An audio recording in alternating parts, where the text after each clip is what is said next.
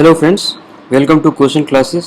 तो ये हमारा नीट 2020 सॉल्यूशन का 6th पार्ट होगा और इस पार्ट में हम लोग ऑप्टिक्स, वेव ऑप्टिक्स और इलेक्ट्रोमैग्नेटिक वेव्स से जो नीट 2020 में जो क्वेश्चंस पूछे गए थे उसको डिस्कस करेंगे।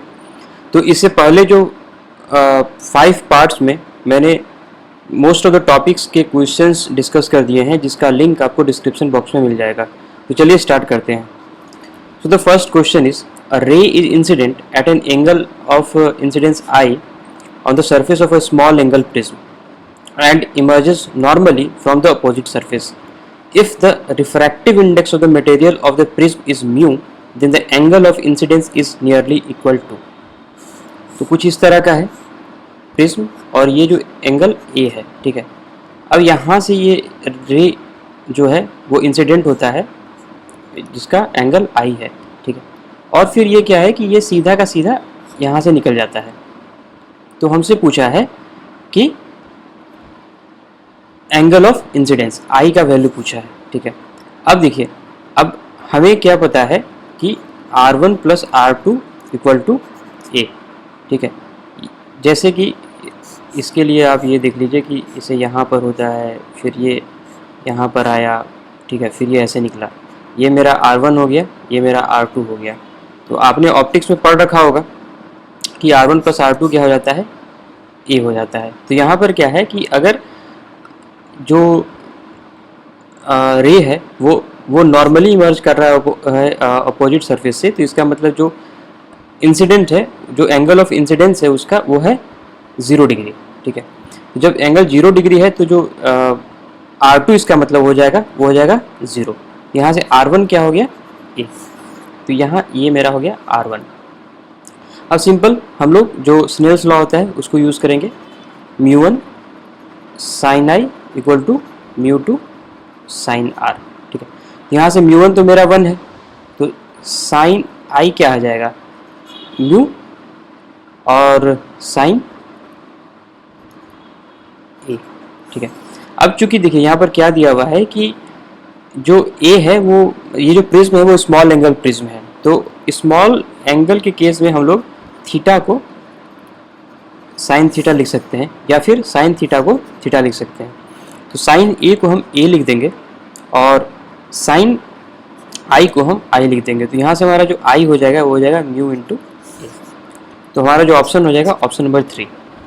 तो आई होप आप लोगों को ये क्लियर हो गया होगा, और अगर आपने इसे करेक्ट सॉल्व कर लिया है तो दैट इज़ वेरी गुड। आप इसी तरह का स्पिरिट बनाए रखें, और जो भी मैं क्वेश्चन डिस्कस कर रहा हूँ एक बार आप उसे पॉज कर लीजिए और पहले खुद से अटेम्प्ट कीजिए। Next question is the ratio of contribution made by electric field and magnetic field component to the intensity of an electromagnetic wave is, ठीक है। तो बेसिकली हमें ये इलेक्ट्रिक फील्ड और मैग्नेटिक फील्ड का इंटेंसिटी कंपेयर करने के लिए बोल रहा है। तो आप इसे एक बार अटेम्प्ट कीजिए। तो चलिए देखते हैं इसको कैसे करते हैं। तो जो भी एनर्जी का जो इंटेंसिटी होगा वो उसका हमें रेशियो फाइंड करना है। तो जनरली जो इंटेंसिटी क्या होता है, energy per unit area per unit time. तो अगर हम एरिया और टाइम को सेम कर दें तो हमें बेसिकली दोनों का एनर्जी का रेशियो निकालना है। इसका मतलब एनर्जी डेंसिटी का रेशियो निकालना है, ठीक है। तो अब इलेक्ट्रिक फील्ड का एनर्जी डेंसिटी क्या होता है, हाफ E0 E स्क्वायर, और मैग्नेटिक फील्ड का डेंसिटी क्या होता है, B स्क्वायर बाई 2μ0, ठीक है। तो हमें इसका रेशियो निकालना है।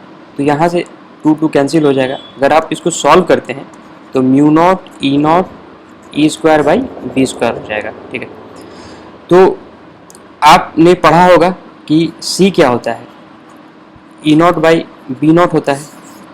और ये E0 बाई B0 कहाँ से आया कि अगर हम किसी भी इलेक्ट्रोमैग्नेटिक वेव का, अगर हम इलेक्ट्रिक फील्ड और मैग्नेटिक फील्ड का अगर हम इक्वेशन लिखें तो वो कुछ इस तरह से आता है, Ex equal to E0 sine omega t minus KZ और By equal to B0 sine omega t minus KZ।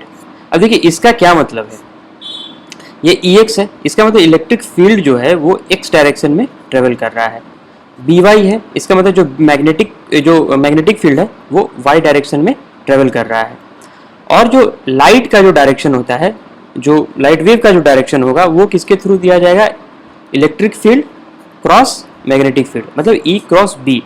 तो अब इलेक्ट्रिक फील्ड एक्स डायरेक्शन में है, मैग्नेटिक फील्ड वाई डायरेक्शन में है, तो जो मेरा लाइट वेव का जो डायरेक्शन हो जाएगा वो हो जाएगा जेड डायरेक्शन, ठीक है। और ये जेड यहाँ पर रिप्रेजेंट हो रहा है, ठीक है ना। तो अगर आपको एक भी चीज़ पता है, मान लीजिए कि हमें बस अगर इलेक्ट्रिक फील्ड का इक्वेशन दिया हुआ है तो हम इसे ये बता सकते हैं कि हमारा जो लाइट वेव है वो किस डायरेक्शन में मूव कर रहा है, ठीक है। और आपने ये इलेक्ट्रोमैग्नेटिक वेव में पढ़ा ही होगा कि C क्या होता है, E naught upon B naught होता है, ये रेशियो हो गया। और C under root of mu naught E naught, ये भी हम लोग ऐसे भी लिख सकते हैं, ठीक है। तो सिंपल अब क्या आ गया, अब जस्ट इन सब वैल्यू को यूज़ करके अब देखिए ये वाला एक्सप्रेशन किस में रिड्यूस करता है।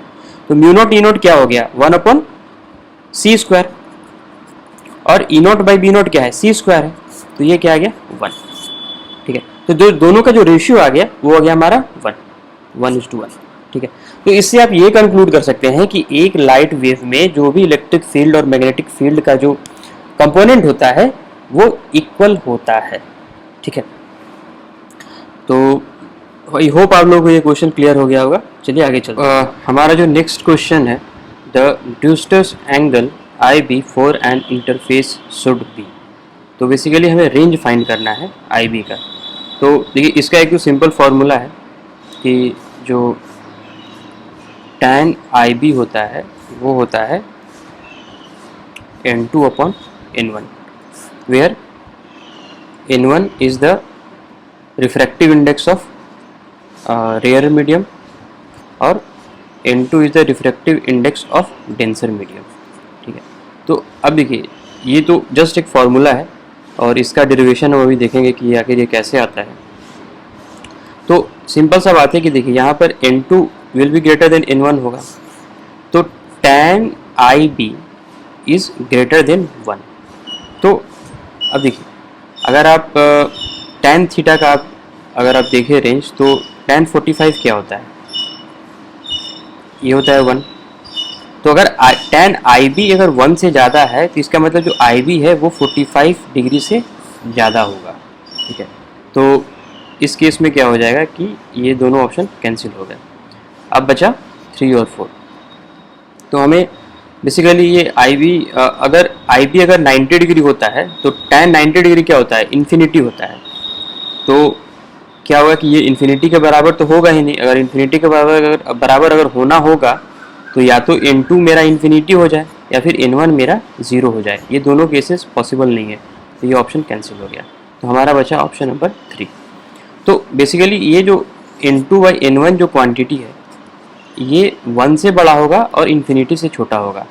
तो अगर हम जो दोनों तरफ अगर हम इसका tan लें तो क्या होगा कि ये जो होगा कि अब यहाँ देखिए यहाँ पर तो ये tan आई बी आ गया ना, tan आई बी, इसका मतलब जो आई बी होगा वो 45 डिग्री से ज़्यादा होगा और 90 डिग्री से कम होगा।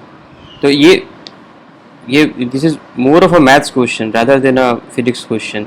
If you have learn the formula and if you know the ranges so it would be very easy for you। so कहने का ये मतलब है कि आपको मैथ्स आपका अच्छा होना चाहिए। जो मिसकंसेप्शन होता है बायो के स्टूडेंट्स के बीच कि मैथ इज़ नॉट इम्पॉर्टेंट, सो ये अगर आपका मैथ्स अच्छा नहीं है तो आप बहुत अच्छा स्कोर नहीं कर पाएंगे। बहुत जगह कैलकुलेशन है, कहीं ना कहीं मतलब 2-4 क्वेश्चन आपको मिल ही जाएंगे हर जगह। तो आप इसका भी ध्यान रखें। और ये आपको बेसिक ट्रिग्नोमेट्री में पढ़ाया जाता है कि जो tan थीटा का जो रेंज होता है वो आपका 0 से इन्फिनिटी के बीच होता है। तो एक बार चलिए देख लेते हैं कि ये ड्यूस्टर्स एंगल जो हम बोलते हैं कि tan I B equal to n2 upon n1 ये आता कैसे है। तो देखिए ये जो है ये पोलराइजेशन से रिलेटेड है। तो जनरली जो लाइट होता है वो अनपोलराइज्ड होता है, जो सन से आता है या फिर जो हमारे घर में जो लाइट बल्ब से जो लाइट निकलता है वो अनपोलराइज्ड होता है। अनपोलराइज्ड का होने का क्या मतलब है कि जो ये जो लाइट वेव है वो मल्टीपल प्लेन में वाइब्रेट कर रहा होता है। तो या तो अगर हॉरिजॉन्टल प्लेन में अगर वो वाइब्रेट करे तो उसको ऐसे हॉरिजॉन्टल मतलब ये स्क्रीन के प्लेन में, ठीक है। तो उसको हम इस तरह से डिनोट करते हैं। अगर वो आपके और हमारे मतलब कि स्क्रीन के अगर परपेंडिकुलर प्लेन में अगर वो वाइब्रेट कर रहा है तो उसको हम, या फिर ऑसिलेट कर रहा है, oscillation is a good word, तो हम उसको ऐसे डिनोट करेंगे। तो क्या होगा कि मान लीजिए कि दो मीडियम है, इसका रिफ्रैक्टिव इंडेक्स 1 है, इसका रिफ्रैक्टिव इंडेक्स 2 है। तो अगर हम एक अनपोलराइज्ड लाइट को हम अगर एक ऑप्टिकल मीडियम पर अगर हम उसको अगर हम इंसिडेंट करते हैं तो इसका कुछ पोर्शन तो रिफ्लेक्ट हो जाएगा और कुछ पोर्शन रिफ्रैक्ट हो जाएगा, ठीक है। तो अब देखिए ये है आपका दोनों डायरेक्शन में, ये मतलब ये अनपोलराइज्ड है, तो जो ये रिफ्लेक्ट हो रहा है वो भी पोलराइज्ड होगा और ये जो रिफ्रैक्ट हो रहा है वो भी पोलराइज्ड होगा। तो देखिए जो स्क्रीन के प्लेन में जो ऑसिलेशन हो रहा है उसको हम पी प्लेन बोलते हैं, और जो स्क्रीन के परपेंडिकुलर जो प्लेन में जो ऑसिलेशन हो रहा है उसको हम एस प्लेन बोलते हैं, ठीक है। तो अगर हम यहाँ पर एक ऐसा इंसिडेंट आएगा कि चलिए यहाँ पर हमने यहाँ पर ये हमारा इंसिडेंट हुआ, इसको हम लोग θ1 बोल दिया, ठीक है। तो ये तो है कि दोनों साइड है, मतलब ये अनपोलराइज्ड लाइट है। तो एक हमें ऐसा एक एंगल मिलेगा जिससे कि ये सारा का सारा जो पी पोलराइज्ड लाइट है वो रिफ्रैक्ट हो जाए और जो रिफ्लेक्ट होगा वो बस एस पोलराइज्ड होगा। मतलब कि रिफ्लेक्ट जो हो रहा है लाइट उसमें एस कंपोनेंट होगा, पी कंपोनेंट नहीं होगा, और जो रिफ्रैक्ट हो रहा है उसमें बस पी कंपोनेंट होगा, एस कंपोनेंट नहीं होगा। तो ये जो इस सिचुएशन में जो एंगल ऑफ इंसिडेंस आता है, ठीक है, उसको हम लोग बोलते हैं आपका डिस्टर्स एंगल, ठीक है। तो देखिए इसको हम आसानी से डिराइव कर सकते हैं कि यहाँ पर मान लिया कि ये एंगल θ2 है, वो जो रिफ्रैक्टिव एंगल है, और ये बेसिकली ये θ1 नहीं होगा, θ1 यहाँ होगा, क्योंकि हम लोग क्या कर रहे हैं कि ये वर्टिकल से एंगल मेज़र करते हैं, ठीक है। So sorry for the error. और ये जो एंगल होता है वो होता है 90 डिग्री, ठीक है। तो देखिए अब सिंपल सा बात है कि क्या होगा कि ये जब 90 डिग्री है तो ये भी एंगल θ1 होगा, ठीक है। तो angle of incidence is equal to angle of reflection वहाँ से आया, तो यहाँ से हमारा क्या हो जाएगा θ1 plus θ2 plus 90 degree is equal to 180 degree. क्यों? क्योंकि ये जो है ये पूरा का पूरा लाइन, पूरा का पूरा एंगल 180 डिग्री है। यहाँ से θ1 प्लस θ2 क्या आ गया हमारा 90 डिग्री, और θ2 क्या आ गया 90 डिग्री माइनस θ1, ठीक है। अगर हम यहाँ से स्नेल्स लॉ लगाएं तो n1 sin θ1 is equal to n2 sin θ2, n1 sin θ1 is equal to n2, और θ2 को हम का वैल्यू पुट कर देते हैं तो साइन ऑफ 90 माइनस θ1। तो यहाँ से क्या आ जाएगा साइन ऑफ 90 माइनस थीटा हो जाएगा कॉस थीटा, तो n1 sine θ1 is equal to n2 cos θ1, यहाँ से tan θ1 हो जाएगा मेरा n2 बाई n1, और यही जो θ1 है वो है मेरा IB, that is Brewster's angle, that is the angle of incidence. तो यहाँ जो हमारा वैल्यू आ रहा है यहाँ जो हमने वो फार्मूला डायरेक्टली लिख दिया है वो यही फार्मूला है। तो बेसिकली मैंने इसका डेरिवेशन आपको एक्सप्लेन कर दिया है कि आखिर ये कैसे आ रहा है।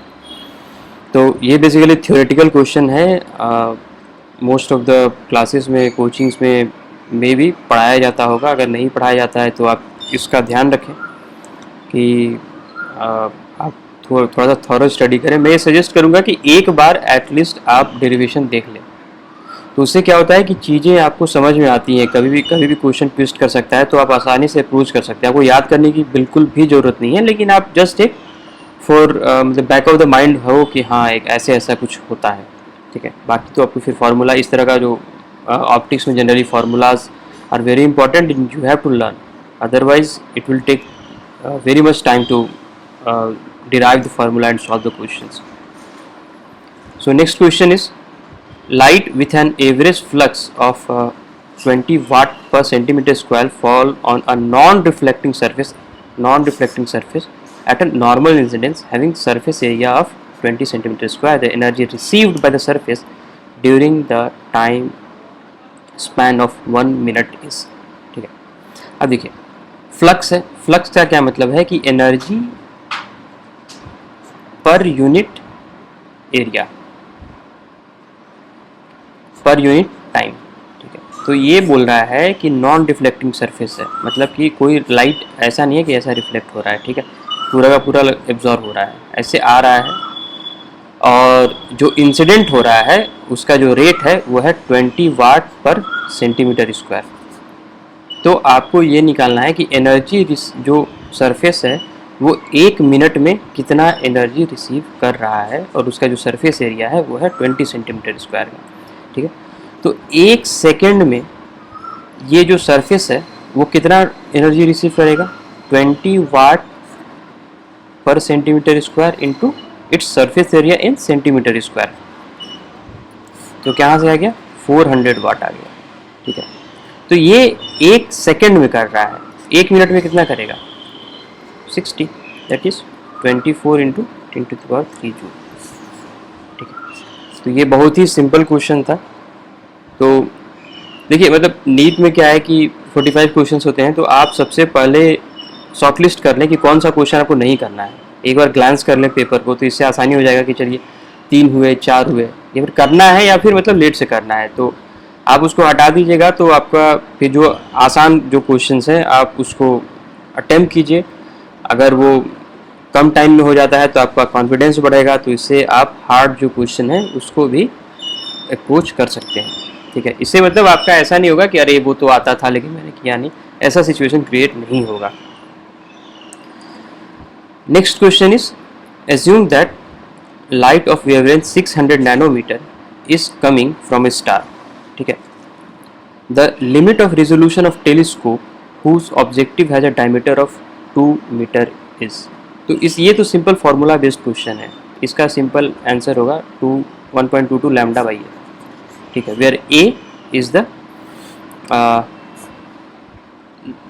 डायमीटर ऑफ द ऑब्जेक्टिव, ठीक है, ऑब्जेक्टिव ऑफ द टेलीस्कोप। तो सिंपल आप वैल्यू पुट कर लीजिए और इसका आंसर आप कमेंट बॉक्स में लिखिए, ठीक है। ये बहुत ही आसान है, इसमें सब I don't think that I need anything to explain in that, it is just a formula based question.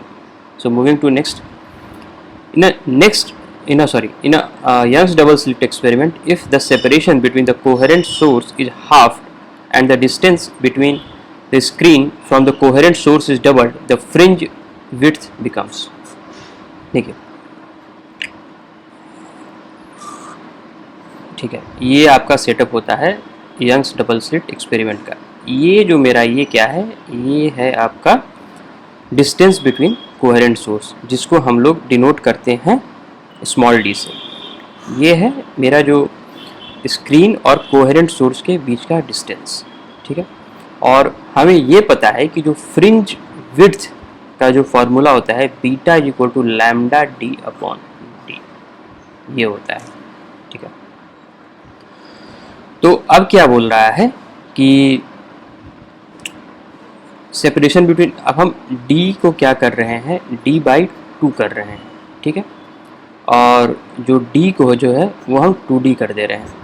तो फिर हमसे नया फ्रिंज विड्थ के बारे में पूछा है, तो मान लीजिए कि नया फ्रिंज विड्थ है beta dash equal to lambda D dash upon D dash. तो यहाँ पर सिंपल आप वैल्यू पुट कर दीजिए, लैम्डा डी डैश मेरा क्या है 2d है, और जो स्मॉल डी डैश है वो है स्मॉल d/2। तो आप इसको देखिएगा तो क्या आ जाएगा 4 times lambda D by small D. ये मेरा क्या है, ये मेरा है बीटा इनिशियल फ्रिंज विड्थ। इसका मतलब जो मेरा न्यू फ्रिंज विड्थ है वो है 4 times into small fringe width, ठीक है। तो हमारा आंसर क्या होगा, 4 टाइम्स हो गया। तो ये काफ़ी सिंपल क्वेश्चन था। तो एक बार मैं यंग्स डबल स्लिट अच्छे से एक बार एक्सप्लेन कर दूंगा आपको कि देखिए ये जो वेव ऑप्टिक्स है, इसमें जो नीट में जो क्वेश्चंस आते हैं तो उसमें जनरली बहुत स्टैंडर्ड क्वेश्चंस हैं और फार्मूला बेस्ड क्वेश्चन है। एक बार आपको फार्मूला याद किया हुआ है तो आसानी से हो जाएगा, लेकिन बहुत बार क्या होता है कि फार्मूला आपको याद भी है लेकिन आप फिर भी कंफ्यूज कर जाइएगा। तो इसलिए मैं हमेशा बोलता हूँ कि एक बार आप डेरिवेशन देख लीजिए, कि आप ये देख लीजिए कि आखिर फ्रिंज विड्थ से क्या मतलब है और उसका ये जो फार्मूला आता है ये कैसे आता है। तो एक बार आप देख लीजिए, मैं सेपरेट एक लेक्चर बनाऊँगा, एक मैं प्लान कर रहा हूँ कि क्रैश कोर्स टाइप का बना दूँ जिससे आपको हेल्प मिले। So thank you. You can also write your query to our mail address, and even you can post it to our Telegram channel. So have a nice day. Thanks.